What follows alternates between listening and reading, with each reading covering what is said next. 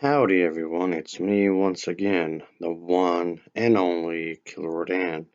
And today, as you can see, I'm still continuing my Disney movie marathon by talking about the movies, merchandising, theme parks, whatever the case may be. So I'm just going to be talking about the original 1951 animated film, Alice in Wonderland, even though technically I did review this film more than once because I've spoken about more than one version of this film because they did release different editions of this movie over the years, of course. So I just felt that I just want to say in this video, this film is definitely something I can say it didn't get enough love really, like at all, as far as I'm concerned. It's definitely one of those films that can be talked about. I mean, it did get a cult following over the years, and even then, still seems like it gets dismissed in a lot of ways. And yes, I've just seen a lot of these Hot Topic uh, clothing line for this character, which, okay, yeah, there's actually Hot Topic themed clothing and whatnot, merchandising for this character, which I thought was cool. Yeah, I've walked in here, I found some of the stuff in here. What you gonna do about it? Yeah. So yeah, it must have been doing something right, I guess you could say, the movie. So yeah, it's definitely got a cult following, as I mentioned before, so I guess I can use this as an excuse to say something about this, of course. So here we are, again talking about this one movie. Yeah, it's crazy in a lot of ways. It's weird. And then the thing is that when Walt Disney was alive, there was a TV screen for this movie that was edited down into 1 hour time and contained an introduction from Walt Disney himself at the start. So yeah, that's something. See in the Regine 1, the masterpiece edition of this film. So yeah, there's that. Like behind the scenes kind of a thing. You can actually learn about quite a bit about this film's production history. This film also appeared on this program as well in 1987, but there was some edits that was done on here for some reason. So yeah, which I thought was kind of weird that they did do that. After Alice did some sort of chase. Of course, I'm referring to a chase scene that happens at some point in the film, which actually was the scene of. Yeah, this chase scene, folks. Okay, what does this have to do with anything? Well, after this scene, they just went to commercial break for a moment, and then once that was over, the film immediately picks up at the little garden scene. Yep, which means the scene where Alice meets up with these two characters will edit it out. But not only that, but also the scene where the white rabbit was also cut out for some bizarre reason. Yeah, but that was the thing, of course. I don't know why, but there you go. But yeah, the song from Alice, yeah, that was also cut out, and the yeah, that one the cat, it was slightly tweaked up, of course. And speaking of stuff being somewhat edited, I guess, it also has something to do with this scene as well. It was kind of tweaked up, I guess. So there's that.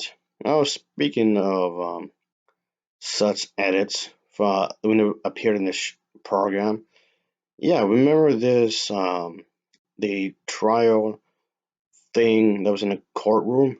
Yep, completely removed.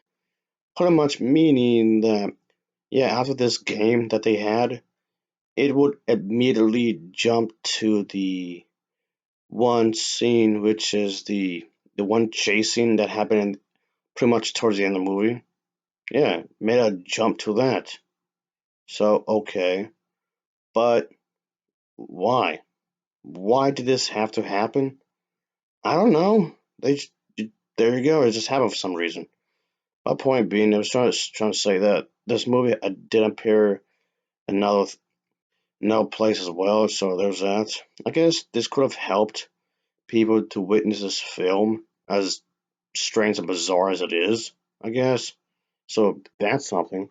And speaking of alterations, I'm not sure when this version came out, but yeah, in the Middle East, many shots were censored from the film, including the use of tobacco, such as the dodo's pipe, the rhinoceros cigarette, and of course the and stuff like this. Of course, there were shots like that were edited to remove any of the tobacco products in question or whatever, or any references or whatnot. So anything that was deemed unnecessary was completely removed, of course. So yeah, there was that. Alice in Wonderland and Alice Through the Looking Glass. Uh, yeah, there was actually two books, actually, folks, and this film does borrow elements from both books, which may seem like crazy, like a weird idea, because this movie is only 75 minutes, which is quite short, and to cram in so many, scenes and whatnot into this movie. And the thing is that Walt Disney himself wanted to do this for quite some time, about 20 some years, I believe, or maybe just exactly 20 years. But point being is that it's been quite some time before it actually reached into production.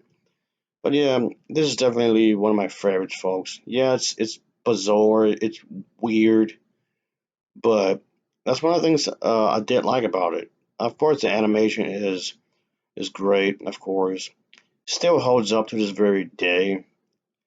So yeah, of course, this took quite some time to actually be made. So yikes, must have been a real pain, of course. The story itself does run rather smoothly, of course. So when it comes to pacing, um, I don't really have an issue with it, really, of the overall pacing of this movie. So yes, definitely, I can call it a gem. In its own little way, the film does do the stories justice. As a way to convey them into a single story rather smoothly, like I was saying.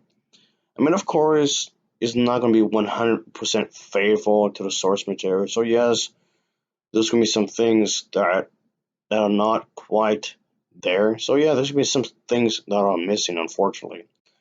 But anyway, so of course, Alice herself does go through Wonderland on her quest to do what she wants, of course, and it's really entertaining in a lot of ways.